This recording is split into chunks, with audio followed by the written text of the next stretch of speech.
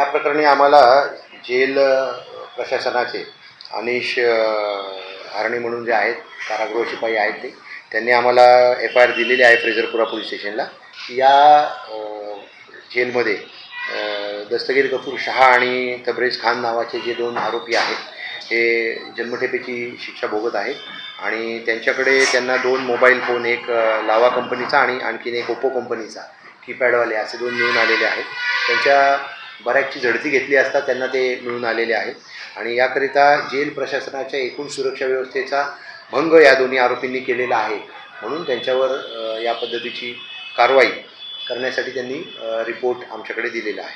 याबाबत फ्रेझरपुरा पोलीस ठाण्याचे अधिकारी अधिक तपास करत आहेत.